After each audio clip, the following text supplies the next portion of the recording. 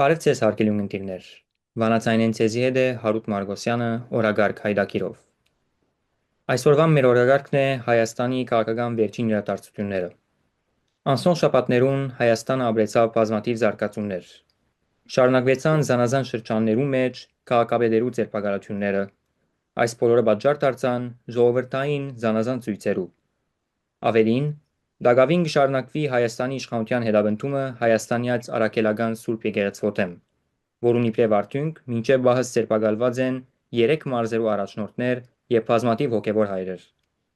Ձերբակալություններու հողքին իշխանությունը նաեւ կփորձե խառն իրավիճակը ստեղծել եկեղեցական շարքերու մեջ։ Անցնող գիրագի Հովանավանքի մեջ վադարակ մատուցեց կարգալույց հրճակված կահանամը ներկայությամբ իշխանական դեմքերու։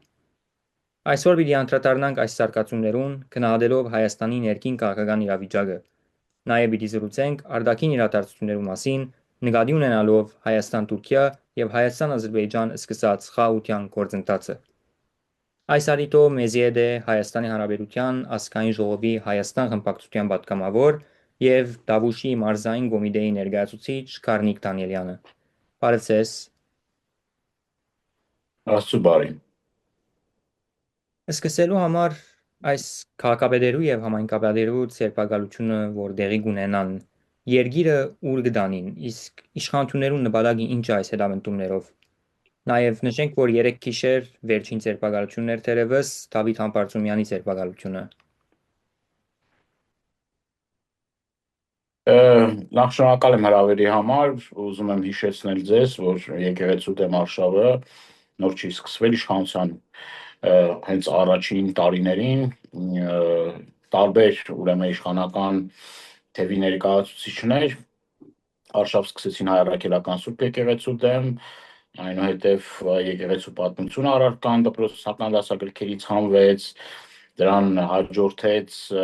եկեղեցու բարձրաստիճան հոգևորականների թիրախավորումը եւ վերջում արդեն վերջին շրջանում արդեն սկսվեց լայնամասշտաբ ձերբակալություններ, արդեն 3 սրբազան հայրեր, 3 թեմի առաջնորդներ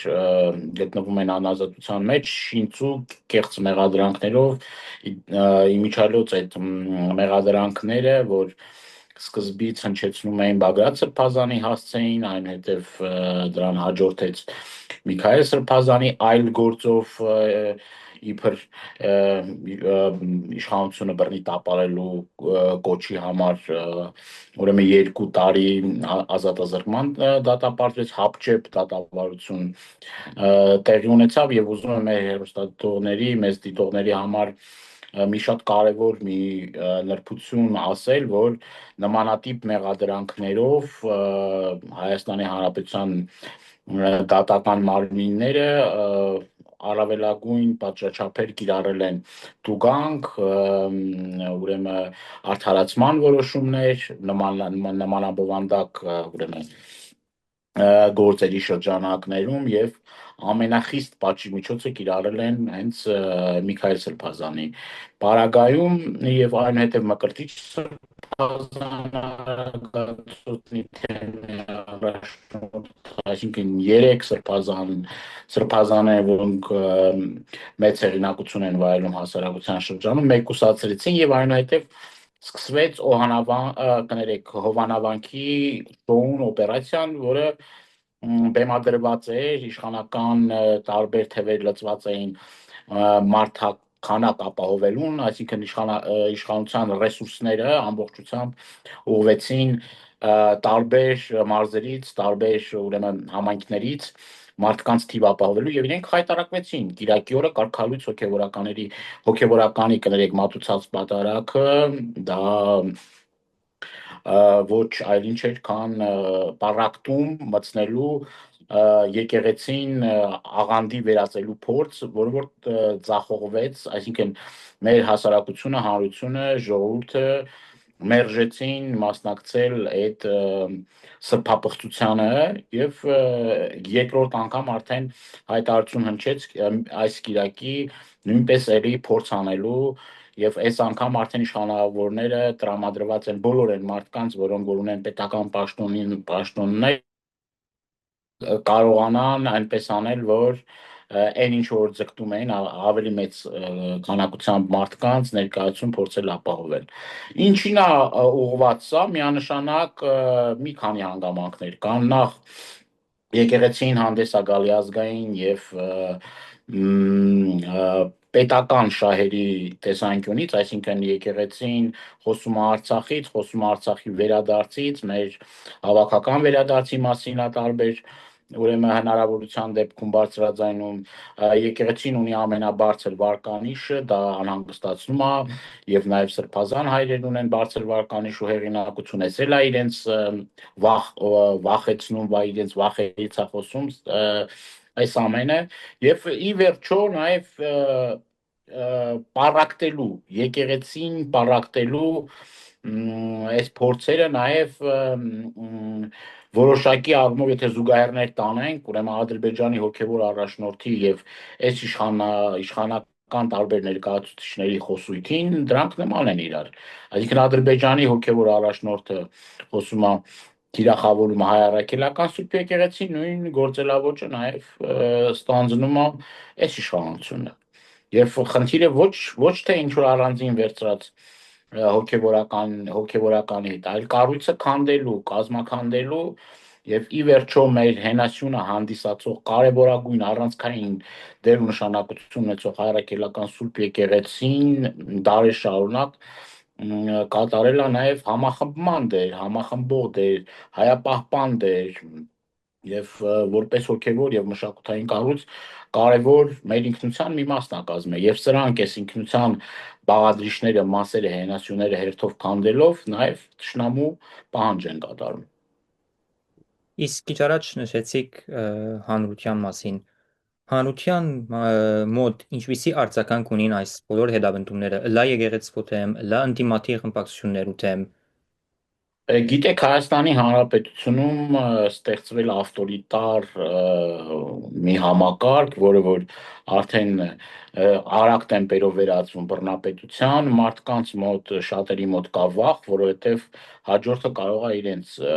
հետևից գան, այսինքն կարմիր գծեր չունեցող իշխանությունների վարած քաղաքականությունը նաև որոշ մարդկանց արտահայտվելու եւ խոսելու նաև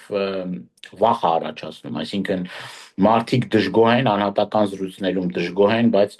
վախենում են իրենց ձայնը բարձրացնել, որովհետև հաջորդ իսկ վարքյանից իրենց կազատեն աշխատանքից, հնարավոր է նաև քրեական գործ հարուցեն, նաև շատ դեպքերում նաև գիտեք, որ իշխանությունը ունի բազմաթիվ լծակներ, տնտեսական, ուրեմն գործունեություն ծավալած մարդկանց պատժելու, պետական աշխատողներին աշխատանքից ազատելու, դասախոսներին գիտենք արդեն մի քանի օր առաջ նաև հերթական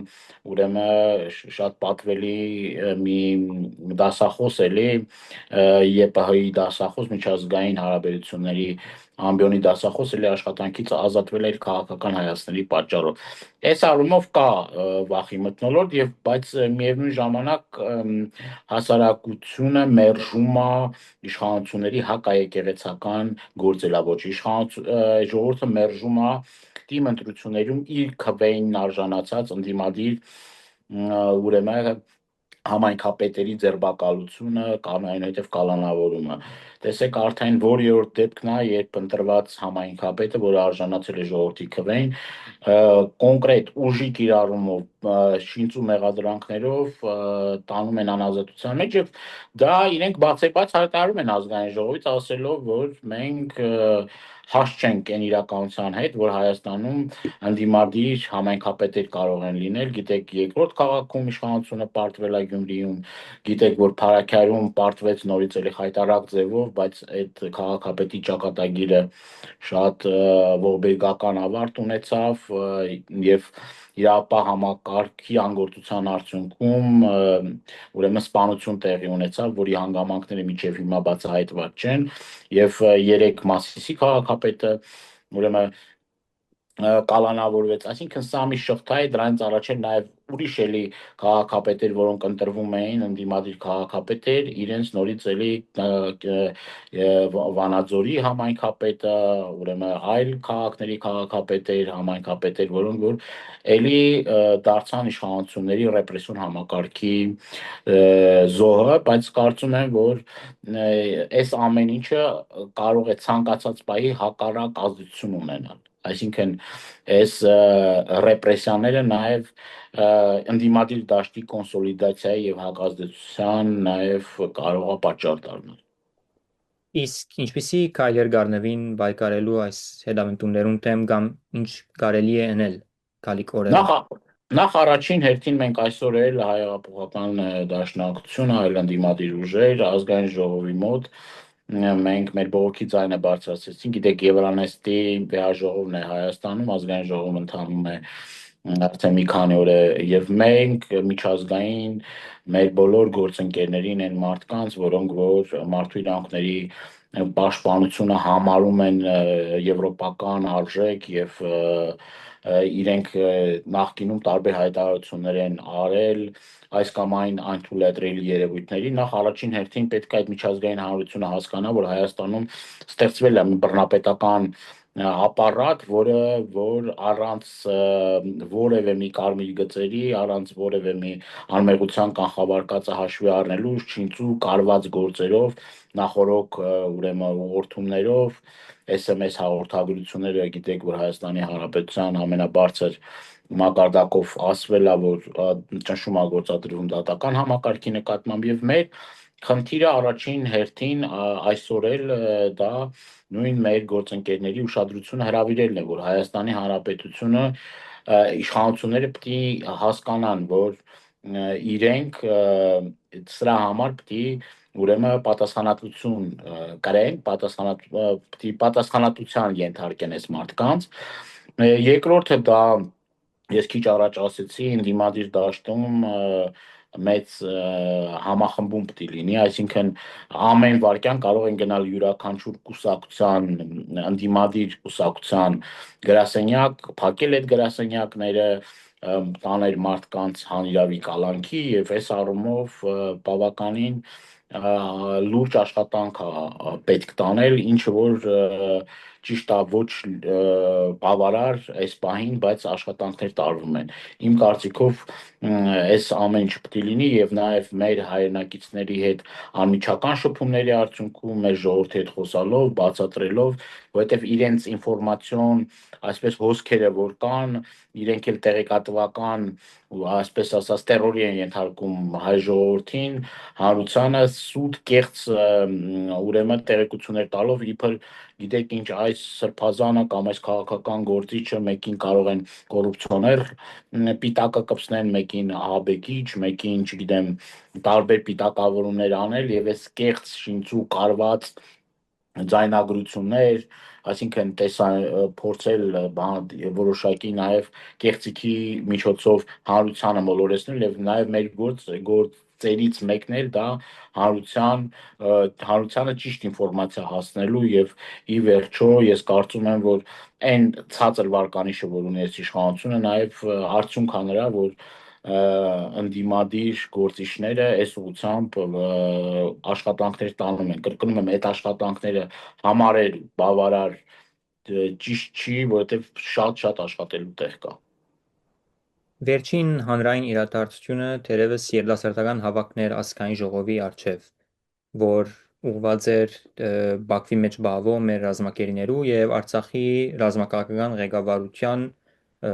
Բաքվի պանդեմի մեջ ապօրինի ձևով բավելուն համար։ Ինչպես կգնահատեք այս հավաքը, ինչ տեղի ունեցավ։ Այսօրվա հավաքի մասին է խոսքը։ Այո, այո։ Մենք մեր գործընկերներին Եվրանեստում մեր падգամավորները, որոնք որ Եվրանեստի падգամավորներն են, պարբերաբար տեղեկացնում են Հայաստանում տիրող իրավիճակի մասին։ Գիտեք, որ ազգային ժողովում երեք եթե չեմ սխալվում Իսպանիայի падգամավոր Նաչո ուրեմն անունով ուրեմն ինքն էլ զանգեց, բարձրաձայնեց կներեք ինքն էլ բարձրաձայնեց, որ Հայաստանում մեղմ ասած վատթարագույն իրավիճակ է, եւ այս առումով շատ կարեւոր էր, որ մենք մեր բողոքի ձայնը բարձրացնենք եւ մատնանշենք այն խնդիրներն ու խնդիրները, որ կա եւ Հայաստանում եւ Հայաստանից դուրս, մասնավորաբար ես խոսեցի ներքաղաքական, ուրեմն մեր իրավիճակի մասին, բայց շատ կարեւոր է նաեւ մենք անընդհատ ուշադրության կենտրոնում պահենք Բաքվում շարունակվող ուրեմն դատավարությունները, կեղծ շինծու դատավարությունները, այնտեղ մեր հայրենակիցների խոշտանգումը, իրավունքների խախտումը եւ ի վերջո նաեւ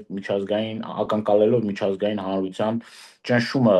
Բաքվի բռնապետական ռեժիմի նկատմամբ, որ ի վերջո մեր հայրենակիցները ազատ արձակվեն, վերջին կառույցը, որ զբաղվում էր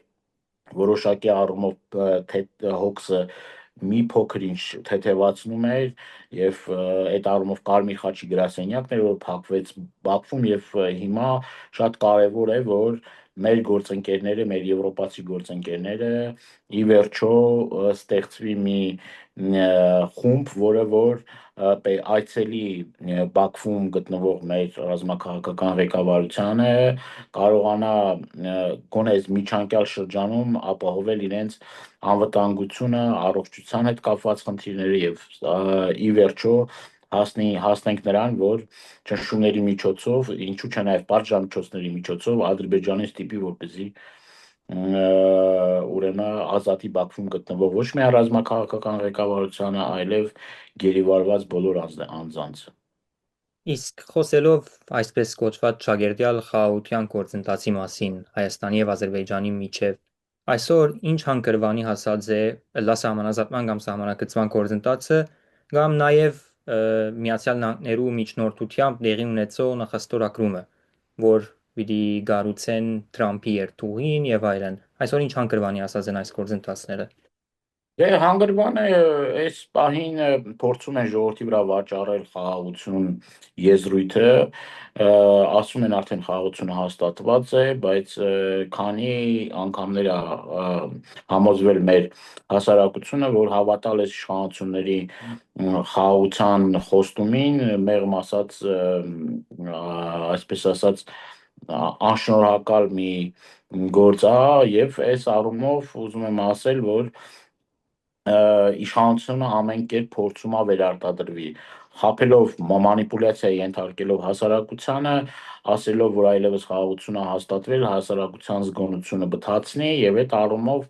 ճիշտ է այս պահին ռազմական գործողություններ չկան, բայց դա չի նշանակում, որ ցանկացած պահի Ադրբեջանը չի կարա հարձակվի եւ ի վերջո այս ընթացքում մենք տեսել ենք ադրբեջանական տարբեր պահանջների բավարարում եւ իշխանությունները իրենց խոստումները, որոնք տվել էին ընտրություններից առաջ, գիտեք, որ խոսում էին Շուշի Հադրութի դեօկուպացիայի մասին, խոսում էին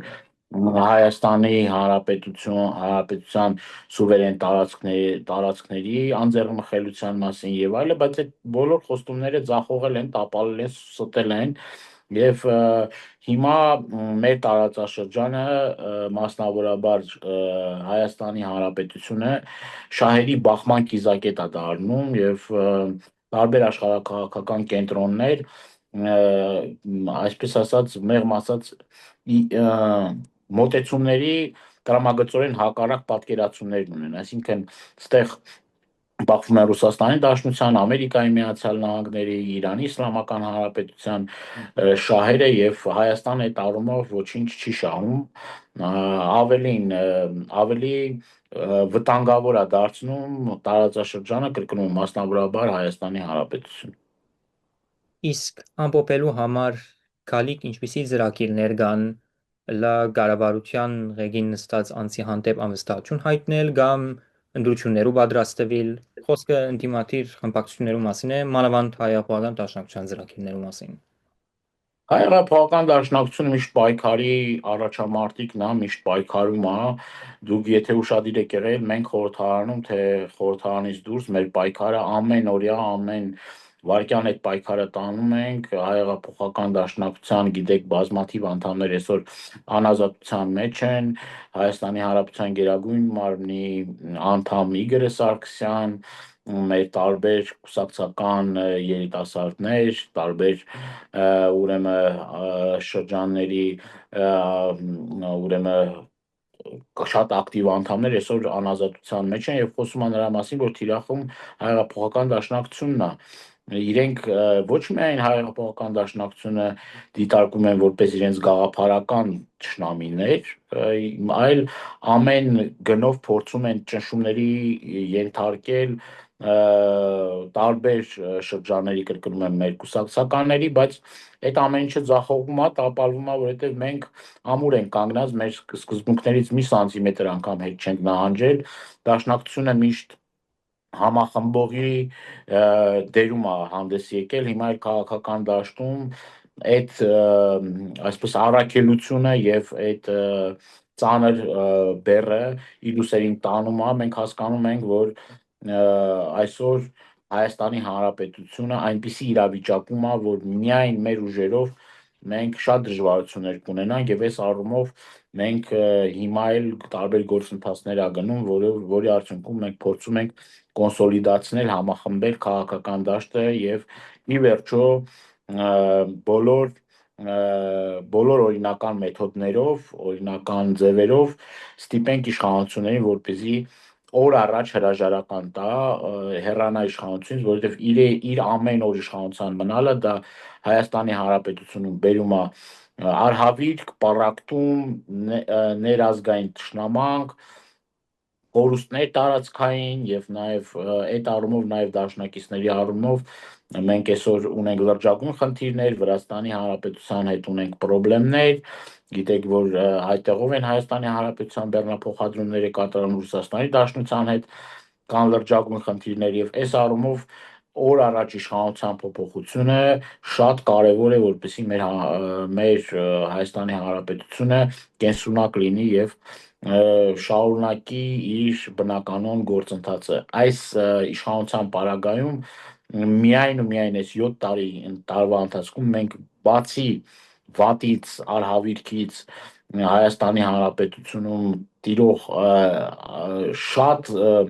այսպես ասեմ, շատ ծանր ու լուրջ մարտահրավերներ են սպասում, այդ մարտահրավերներին միայն ու միայն կարող ենք դիմակայել ուժերի կոնսոլիդացմամբ եւ ի վերջո կարողանանք ստիպել իշխանություններին, որ հրաժարական տան, կարծում եմ հերթական ընտրություններին դեռ ժամանակ է, ես հուսով եմ, որ մենք կարողանանք այս ընթացքում մեզ հասնել մեր նպատակին։ Շնորհակալ ենք այս հարցազրույցի հրավերը ընդունելու համար Ես եւ եմ շնորհակալ։ ընդհանուր ներկայացնելու Հայաստանի վերջին քաղաքական զարգացումները։ Շնորհակալ եմ շատ։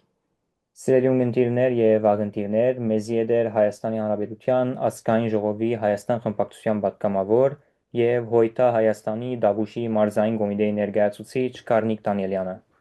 Շնորհակալ ենք ձեր ուշադրության համար։ Ձեզի է դեր Հարութ Մարգոսյանը, օրագարկ հայդակիրով։ Ինչ հաջորդ հանդիպում, մնացեք միշտ բանացայինի ունկնդիր։